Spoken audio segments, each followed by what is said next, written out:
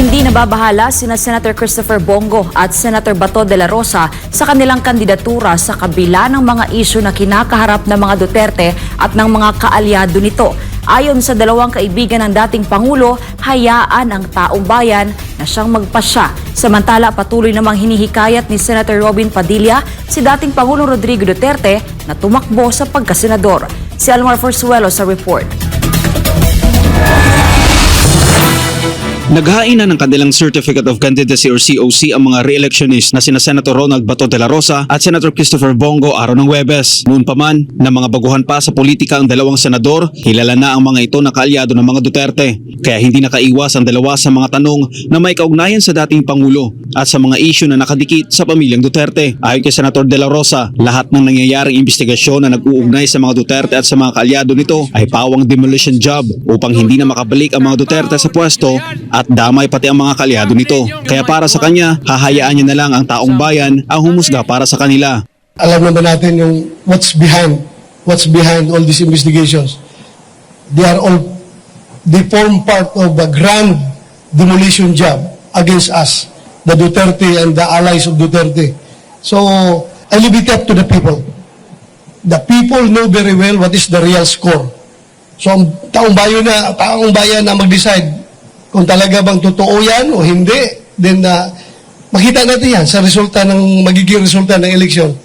Aminado si Senator de la Rosa na maaaring maapektuhan ang kanyang kandidatura dahil sa mga aligasyon na ibinabato laban sa kanila. Ngunit tiwala siya na makakabalik pa rin siya sa Senado dahil sa suporta ng mga Pilipino. Yes, it may affect either way. Pwede akong manalo o pwede akong matalo dahil dyan sa gulo na yan.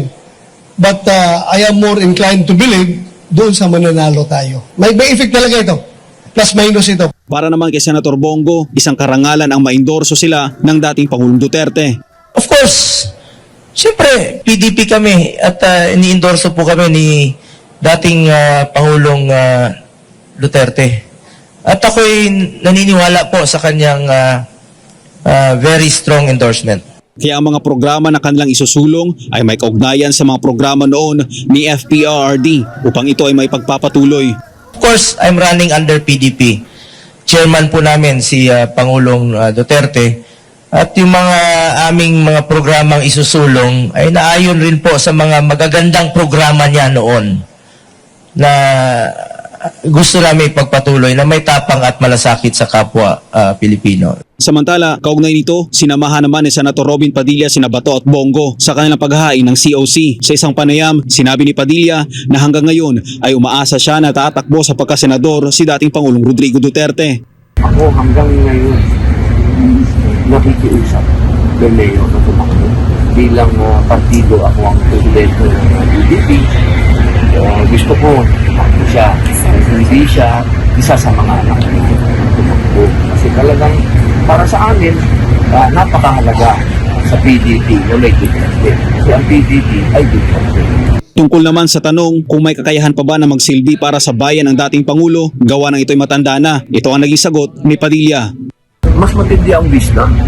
So ang kailangan natin sa leader natin, yung wisdom.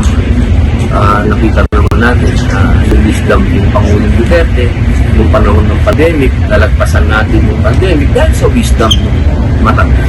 Para sa Diyos sa Pilipinas kung mahal, Almar Forzuelo, SMNI News.